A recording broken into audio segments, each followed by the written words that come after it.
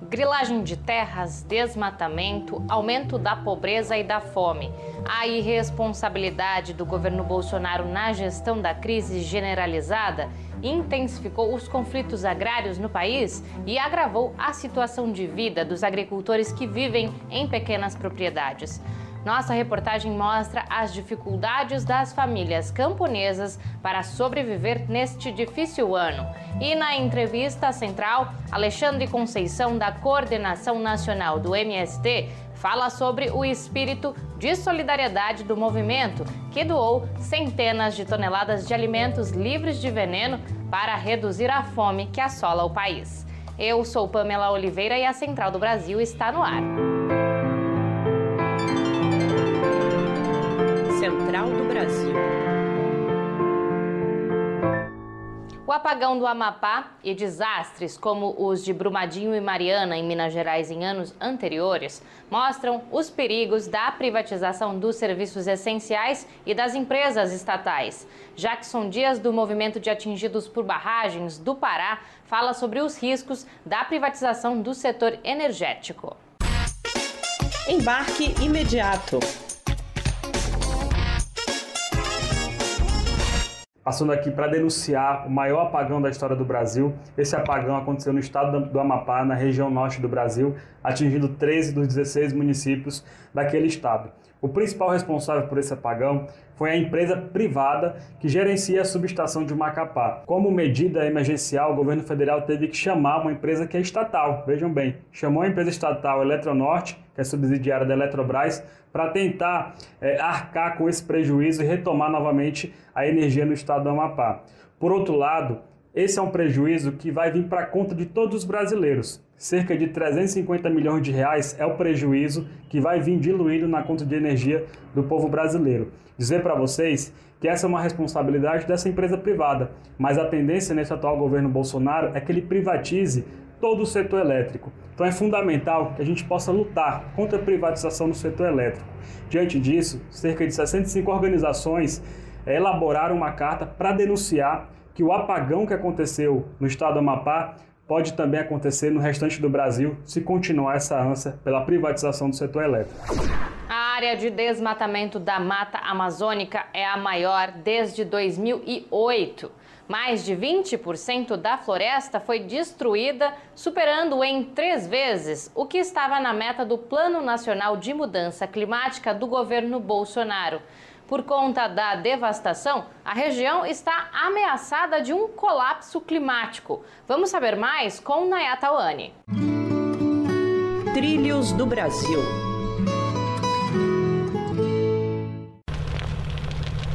11.000 quilômetros quadrados. Essa é a extensão da Amazônia que foi desmatada entre agosto de 2019 e julho de 2020, segundo um estudo do INPE. Isso equivale a 2 vezes toda a área do Distrito Federal. O aumento foi de quase 10% em relação ao mesmo período anterior. A ativista ambiental de Manaus, Samela Sateré, expõe a responsabilidade do governo nesta destruição. E nós sabemos que as práticas que influenciam esse desmatamento estão voltadas diretamente pela atitude do governo em influenciar e incentivar garimpeiros, madeireiros, grileiros a invadirem nossas terras, como se não se importasse com os povos que estão ali, os povos originários, e nem com o bioma, nem com a nossa fauna e nem com a nossa flora. Já no Cerrado, o segundo maior bioma brasileiro, continuou sofrendo no ano de 2020 com a monocultura e pecuária, totalizando 46% de perca da flora nativa. Valéria Santos, ativista da campanha nacional em defesa do Cerrado, expõe as práticas que estão por trás deste desmatamento. O Cerrado, assim como todo o Brasil, está vivendo períodos críticos devido às queimadas que são crescentes, né? Desde 2019 tem crescido esses incêndios e por trás desses incêndios tem práticas perversas, né, da grilagem de terra.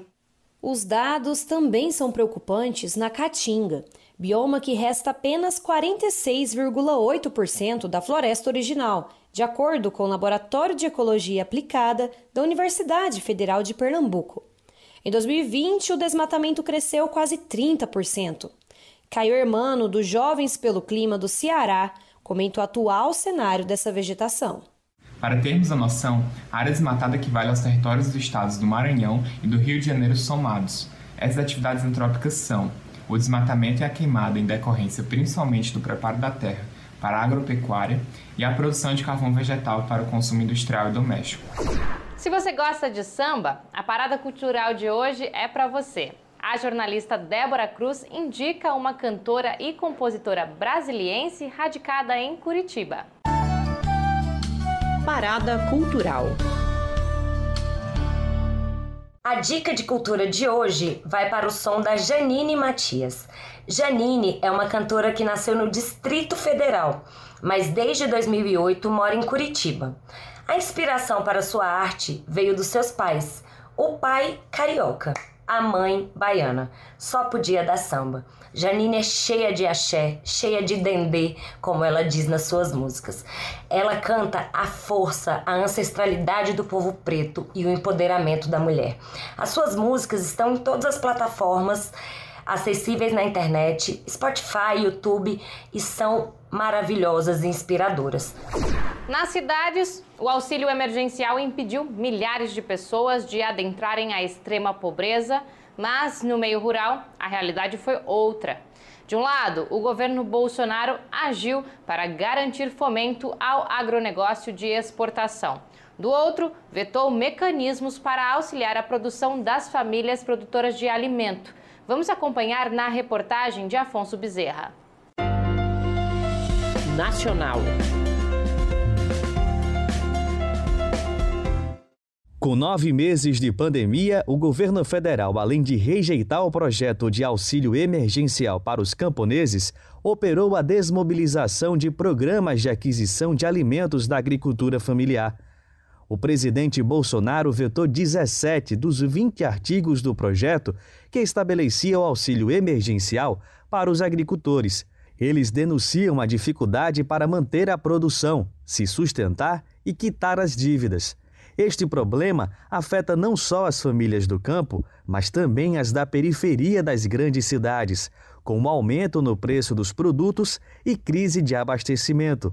É o que denuncia a agricultora Maria Cazé, do município Francisco Santos, no Piauí.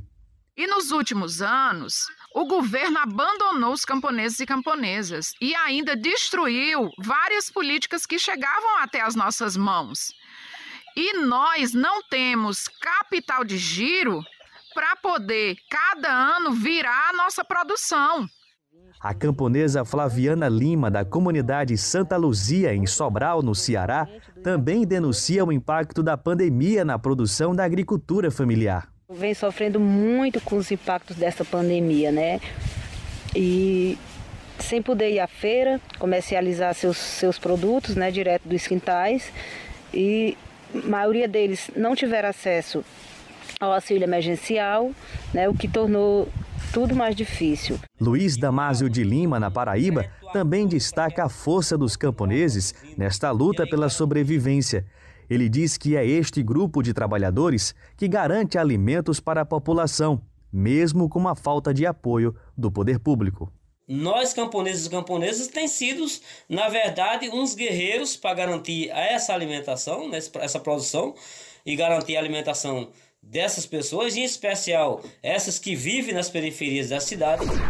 Neste ano, centenas de toneladas de alimentos foram doadas por famílias do Movimento de Trabalhadoras e Trabalhadores Sem Terra, o MST, para ajudar a combater a fome que se intensificou no país.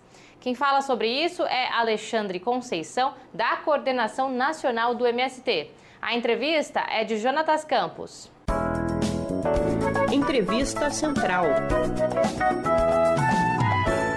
Hoje vamos fazer um balanço de 2020 e para nos ajudar está conosco aqui Alexandre Conceição. Ele é da Coordenação Nacional do MST, Movimento dos Trabalhadores Sem Terra, e também da Via Campesina. Alexandre, agradecemos sua participação. 2020 é o ano da pandemia, mas também foi o ano de ações de solidariedade em massa feitas pelo MST e por outros movimentos sociais. Você pode nos fazer um balanço dessas ações de solidariedade? Primeiro, é bom lembrar que a pandemia chegou, mas antes tinha crise econômica muito forte, que afetava todo o povo brasileiro. Crise econômica, com desemprego, com a baixa da renda, com a inflação. E com a pandemia, a situação piorou ainda mais. E o que o Movimento Sem Terra fez?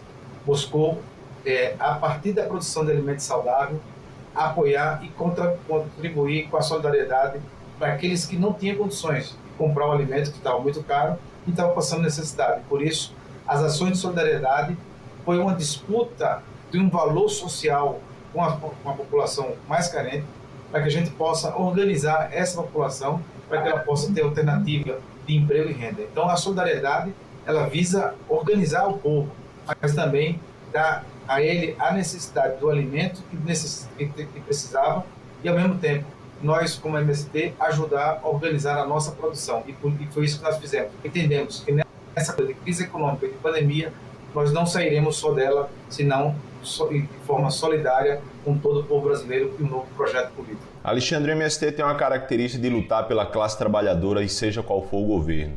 Já passou pelo governo Collor, Fernando Henrique, Lula, Dilma e o governo Temer. Estamos agora no governo Bolsonaro, no ano da pandemia. Qual a diferença da relação do movimento com esses governos anteriores e com o atual governo Bolsonaro?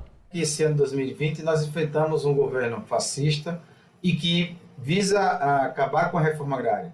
E para isso eles fizeram mais de 70 entulhos, que nós estamos chamando de entulhos autoritários na reforma agrária, com portarias, com medidas coercitivas, utilizando a força nacional para perseguir trabalhador, para perseguir a produção de alimentos. Então nós enfrentamos isso, enfrentamos muitos despejos e vencemos todos. Vencemos em Recife, em Caruaru, aliás, vencemos em Minas Gerais, vencemos na Bahia. E todas as reintegrações de posse nós estamos resistindo, por quê? Porque pela nossa solidariedade nós também recebemos a solidariedade da sociedade. E por isso nós enfrentamos esse governo de frente a frente e vamos derrotar esse governo, se não agora, nesses próximos anos, derrotaremos nas eleições de 2022. E você falou dessas tentativas de despejo, por exemplo, do assentamento Normandia em Pernambuco, que é um assentamento consolidado, que tem uma produção incrível. Como está a situação da reforma agrária e dos acampamentos neste ano de 2020? Como ficou a situação com esse governo? O governo Bolsonaro, junto com o Naban Garcia, que é uma das espécies pior de ser humano que possa existir, os dois juntos, trataram de acabar com a reforma agrária para roubarem e grilarem terra ao benefício do latifundiário. Então, os latifundiários estão no bel prazer no governo Bolsonaro e, por isso, esse ataque frontal à produção de alimento, à educação e, por isso, dá despejo nos centros de formações. E, nesse sentido, nós temos a solidariedade do povo da cidade e temos enfrentado. As ações do governo de desmonte completo da reforma agrária, de privatização dos lotes da reforma agrária e de entrega daquilo que é mais sublime de uma nação, que é a soberania alimentar. Eles estão acabando com a soberania alimentar, com a segurança alimentar. E o Movimento Sem Terra tem resistido nesse ano de 2020, produzindo ainda mais alimento e sendo solidário com toda a população. O Alexandre, e o MST defende a agricultura familiar, a produção de alimentos sem agrotóxico, mas esse ano foi um ano de isolamento social. Você falou agora.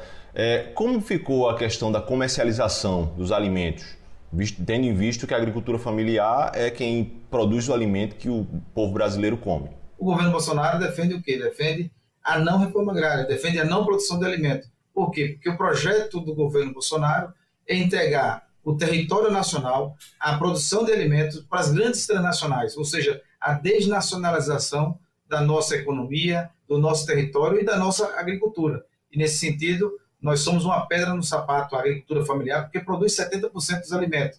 Mesmo que esse ano, Jonatas, nós aprovamos aqui no Congresso Nacional, quase que por unanimidade, a Lei Assis Carvalho, que era criar um auxílio emergencial para os agricultores e, ao mesmo tempo, um crédito emergencial para a gente seguir produzindo alimento para poder combater a fome. O Brasil volta assustadoramente para o mapa da fome, justamente pela política entreguista de Bolsonaro e pela política de perseguição à reforma agrária, aos movimentos populares do campo e à agricultura familiar.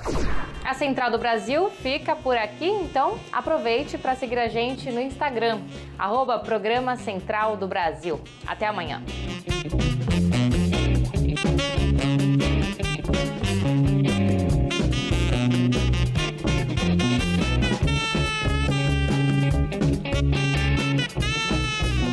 Central do Brasil, a rede de comunicação dos movimentos populares.